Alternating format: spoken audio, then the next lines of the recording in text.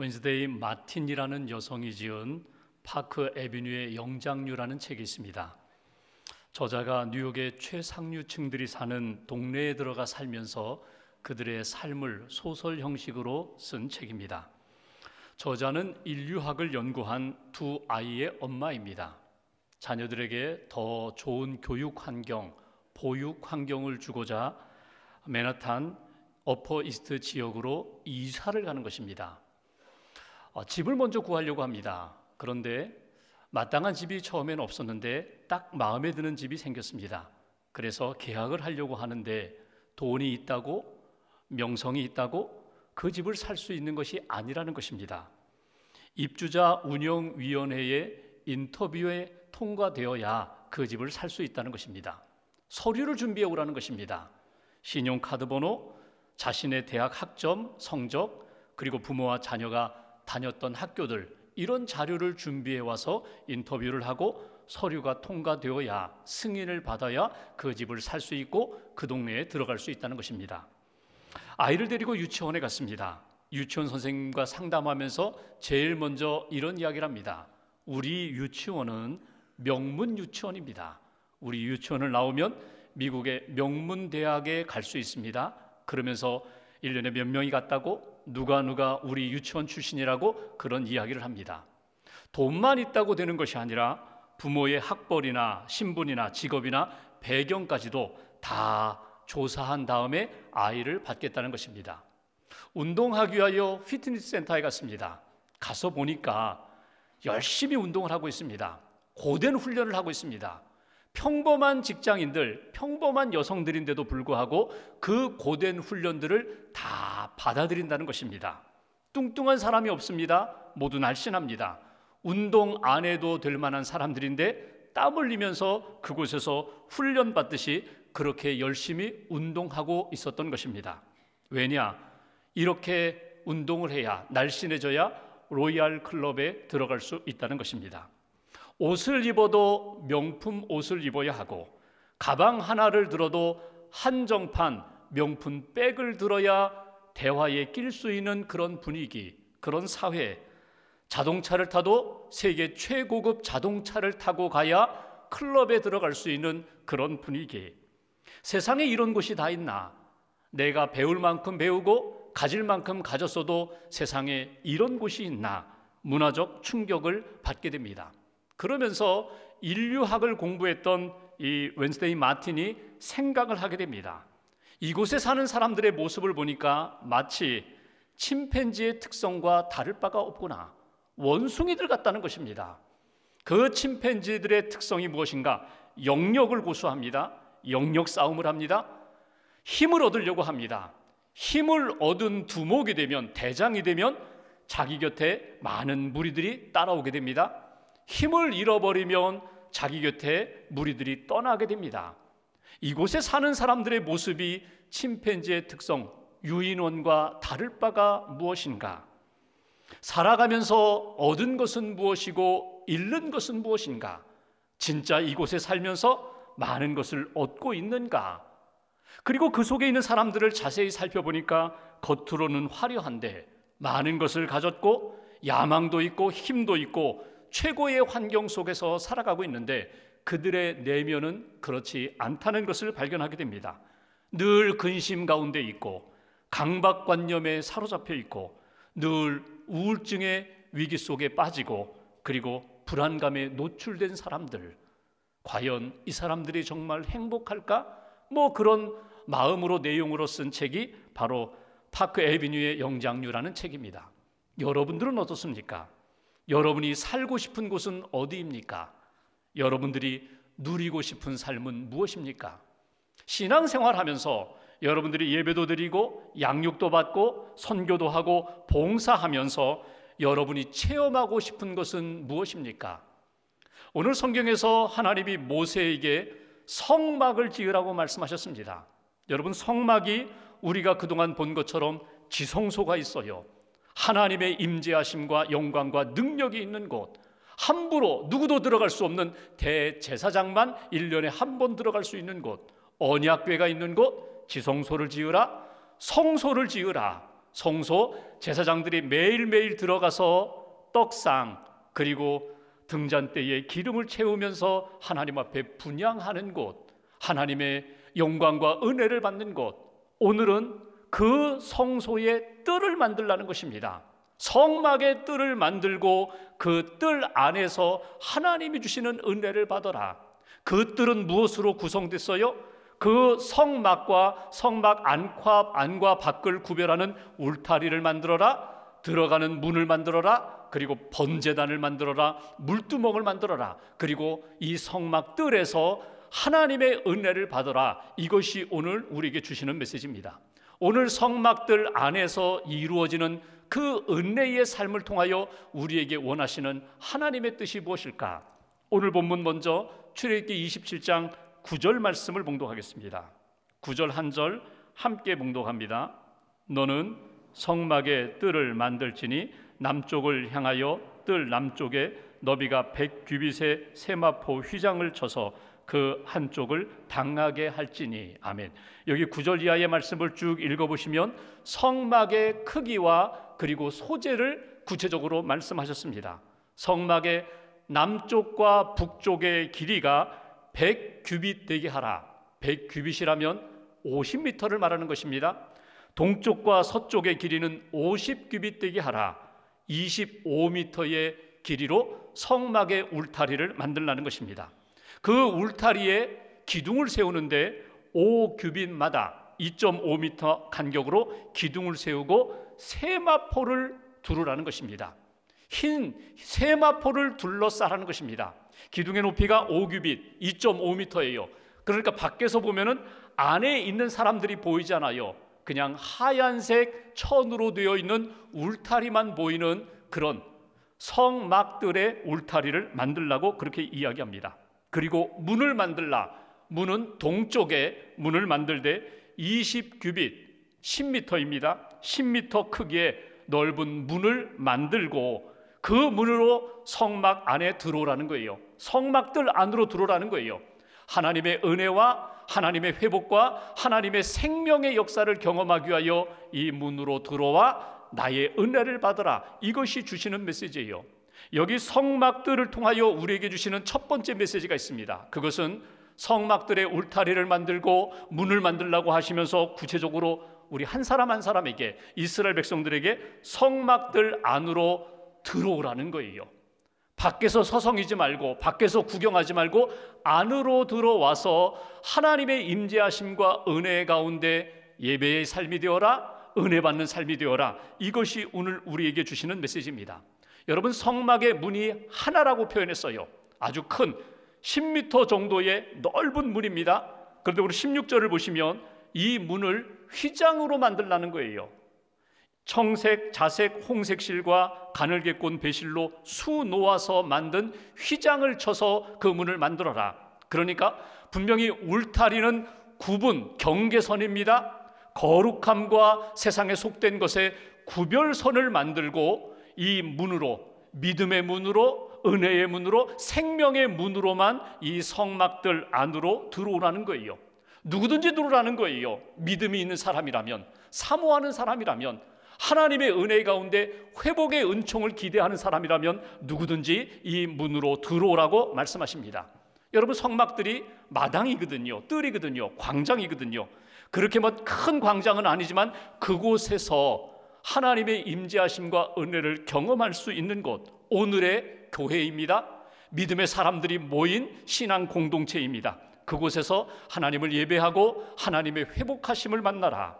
이 성막들 신앙에서 꼭 잊지 말아야 할 것이 있습니다. 그것은 우리가 성막들 안에 들어갈 때에 완벽주의의 마음을 내려놓으셔야 돼요. 완벽주의. 여기는 거룩한 사람들만 들어가는 곳이야, 의로운 사람만 들어가는 곳이야, 죄인들은 들어가면 안 돼. 그렇지 않습니다. 여기는 누구든지 믿음과 은혜를 사모하는 사람들 누구든지 들어올 수 있는 곳이라는 거예요.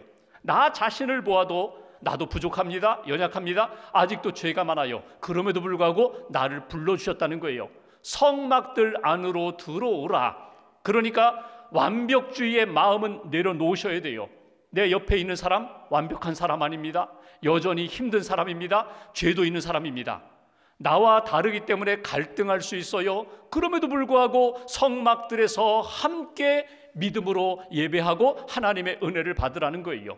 하나님과의 관계 속에서 잘못한 것 깨닫고 회개하는 역사도 있어야 되고, 하나님이 주시는 말씀과 은혜의 사건을 통하여 회복되는 일도 이 성막들 안에서 이루어져야 된다. 여러분, 성막들 안에서 완벽주의는 내려놓고 죄인들의 모임이지만 하나님을 예배하는 것에 대해서는 집중하여 붙드셔야 돼요. 나는 예배하러 왔습니다. 하나님 만나러 왔습니다. 하나님의 은혜를 사모하며 은혜를 주셔야 합니다. 이 마음을 가지고 하나님 앞에 나아가라. 지성소에는 아무나 들어가지 못해요. 성소도 제사장밖에 들어가지 못해요. 그런데 성막들 안에는 누구든지 믿음으로 사모하며 나오면 다 주님의 은혜를 받을 수 있는 곳, 지금 이 시간 이 자리 예배하는 이 현장이 바로 성막들의 예배라는 사실을 우리가 놓치지 마셔야 돼요. 우리가 예수님이 십자가 지심으로 성소의 휘장이 찢어져서 우리가 믿음으로 예수님의 이름으로 우리는 지성소까지 나아갈 수 있어요. 지성소에 나아가 은혜도 받고 용서도 받고 하나님의 임재하심 가운데 풍성한 삶을 살 수 있어요. 성소의 삶을 살 수도 있어요. 그런데 이 성막들의 예배를 놓쳐서는 안 돼요. 성막들을 통하여서 성소와 지성소로 나아가는 것처럼 여러분, 성막들에서 주님의 임재하심과 은혜를 놓치지 말아야 된다. 이 성막들에서 주시는 은혜가 있다는 거예요. 다윗이 하나님의 성막을 사모했습니다. 그러면서 많은 시편을 썼는데 그 시편 가운데 65편 4절에 보면 다윗은 이런 고백을 합니다. 주께서 택하시고 가까이 오게 하사 주의 뜰에 살게 하신 사람은 복이 있나이다. 여러분, 주의 뜰에 살게 하신 모든 사람 복이 있습니다. 성막들에 하나님의 임재하심 가운데 나온 사람은 복이 있다는 거예요. 근데 여기 4절에 보시면 주께서 택하시고 많은 사람들 가운데 우리를 불러주셨다는 거예요. 선택해 주셨다는 거예요. 내가 오늘 이렇게 예배드릴 수 있는 것은 하나님의 은혜입니다. 하나님의 부르심입니다. 하나님의 초청입니다. 하나님의 인도하심 가운데 제가 여기까지 왔습니다. 이곳에서 더 주님께 가까이 나아갈 수 있게 된 것이 복이라는 거예요. 성막들 안에 들어왔다는 것 자체가 주님의 임재하심 속으로 들어온 것인데 하나님께 더 가까이 나아갈 수 있게 된 것이 복입니다. 예배의 현장, 이곳에서 살아있는 하나님의 음성과 능력을 경험하게 된 것, 이것이 복입니다. 이것이 다윗의 고백이거든요.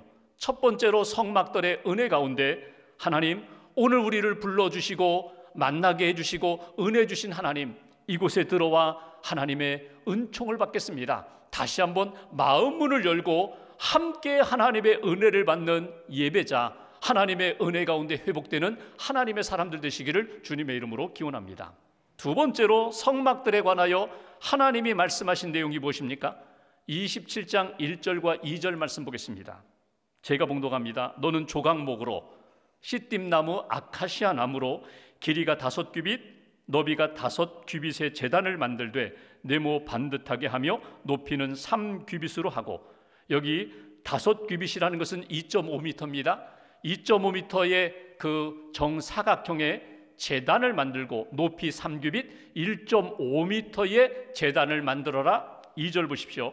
그 네 모퉁이 위에 뿔을 만들되 그 뿔이 그것에 이어지게 하고 그 제단을 노스로 싸라. 아카시아 나무로 만들고 노스로 싸고 네 모퉁이에 뿔을 만들어라. 그림을 보시면 이 제단은 하나님 앞에 제사 드리는 틀입니다. 여기서 하나님 앞에 번제로 드리고 화목제로 드리고 속건제, 속제제, 하나님 앞에 드리는 그런 제단이 된다는 거예요. 그 많은 제사 가운데 가장 대표적인 제사가 무엇일까? 29장 42절을 보실까요? 29장 42절 한 절을 같이 봉독하겠습니다.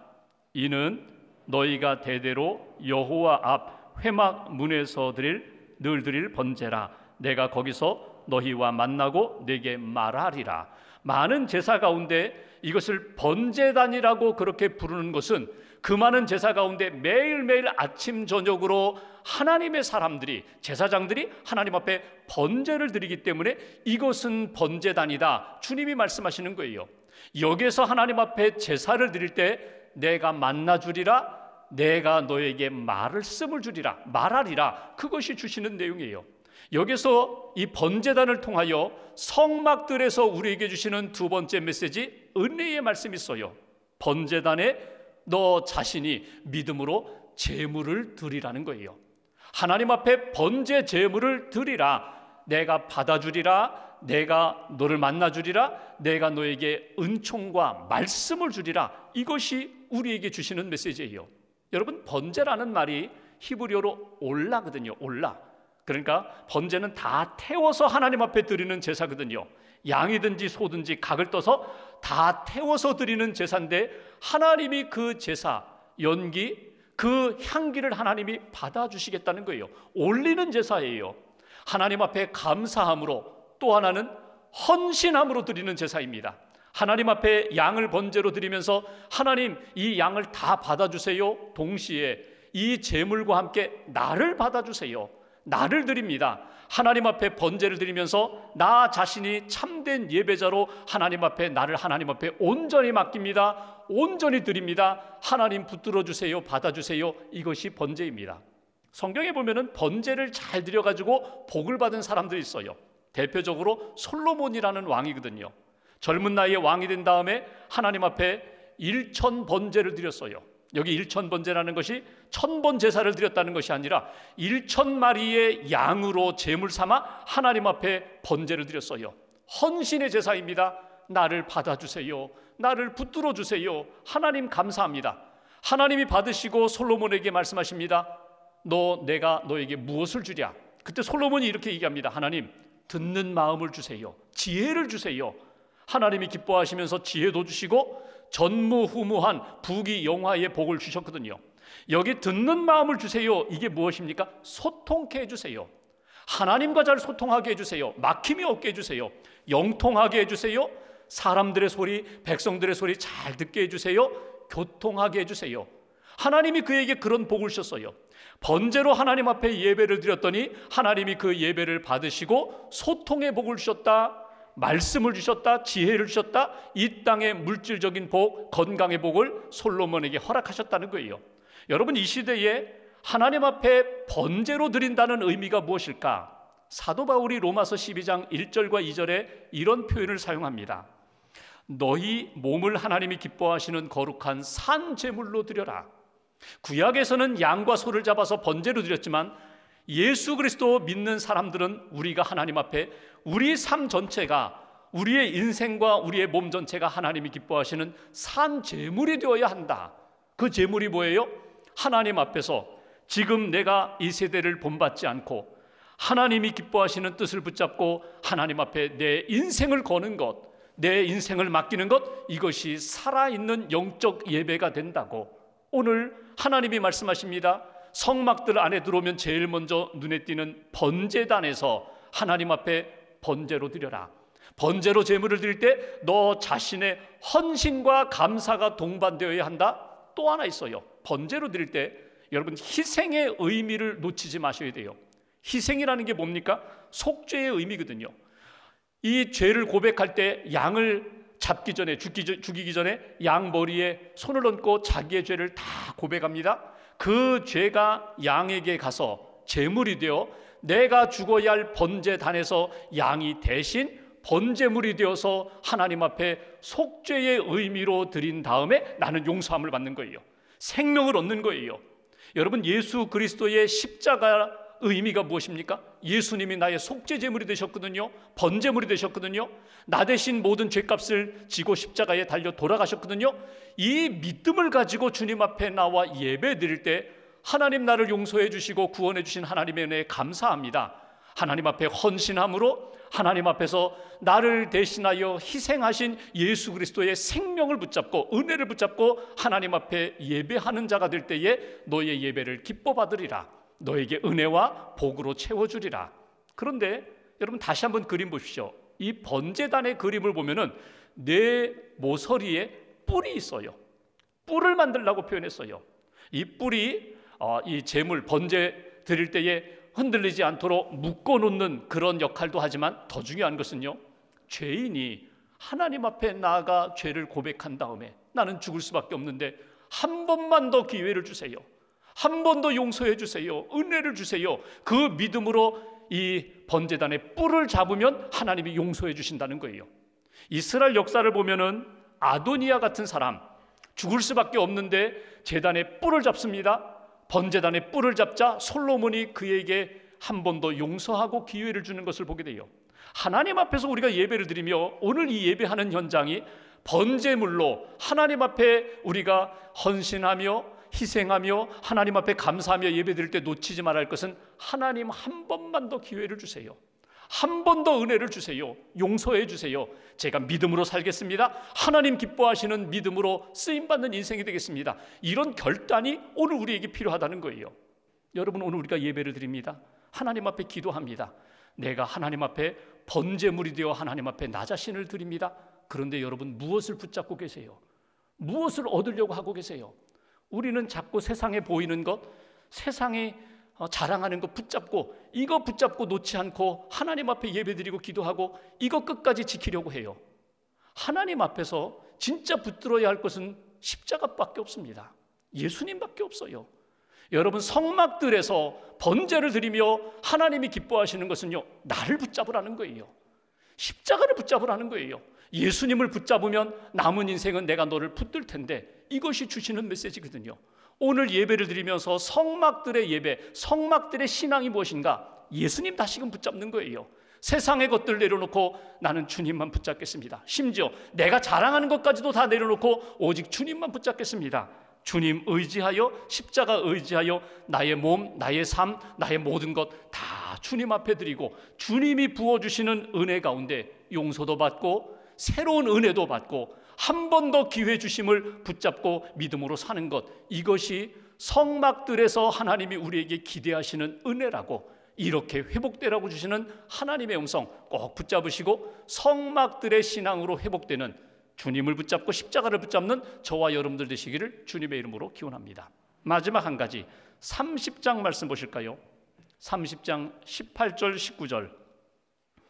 너는 물두멍을 노수로 만들고 그 받침도 노수로 만들어 씻게 하되 그것을 회막과 제단 사이에 두고 그 속에 물을 담으라. 여기 보시니까, 여기 보니까 물두멍을 만들라, 그리고 물을 채워라. 19절에 아론과 그의 아들들 제사장들이 그 두멍, 물두멍에서 손과 발을 씻으라. 20절 함께 봉독합니다. 그들이 회막에 들어갈 때에 물로 씻어 죽기를 면할 것이요 제단에 가까이 가서 그 직분을 행하여 여호와 앞에 화제를 살을 때에도 그리 할지니라. 아멘. 물두멍을 만들라는 거예요. 성막들의 번제단을 만들고 하나님 앞에 제물을 드려 번제로 예배를 드리고 하나님 앞에 나아갈 때에 물두멍에 있는 물로 너희의 손과 발을 씻으라. 여러분, 예배를 드리며 어느 순간에 하나님이 나에게 은혜의 강물을 부어주실 때가 있어요. 은혜의 샘물을 부어주실 때가 있어요. 말씀으로, 성령으로 하나님이 나를 이렇게 씻어주실 때에 여러분, 그 은혜의 감격 가운데 기도하다가 눈물 흘리고, 회개하며 눈물 흘리고, 감사하여 눈물 흘리고, 하나님의 은혜에 감격하며 눈물 흘리면서 하나님이 내 마음과 삶에 이렇게 적셔주시고 회복시켜주시는 회복의 은혜를 만나야 된다고. 성막들 안에서 여러분, 하나님이 씻어주시는 은혜, 생각도 마음도 삶도 깨끗하게 거룩하게 회복시켜주시는 은혜 가운데 믿음의 길을 걸어가라고 주시는 메시지, 오늘 꼭 붙잡고 체험하시기를 주님의 이름으로 기원합니다. 오늘 우리가 주님 앞에 나올 때 여전히 마음속에 어두움도 있고 무거움도 있고 죄도 있어요. 주님 앞에서 성막들의 하나님 앞에 기도하며 용서함을 받으라고, 거룩함을 받으라고, 다시 한번 기회 주시는 은혜 가운데, 평안 가운데 믿음으로 살아가는 성도가 되라고 주님 말씀 가슴에 딱 붙잡으시고, 오늘 여러분 심령에게 들려주시는 하나님의 음성 꼭 붙잡으시고 믿음으로 고백하시면서 한 주간 동안 여러분 예배자로 승리하시고 믿음으로 승리하는 저와 여러분들 되시기를 주님의 이름으로 기원합니다.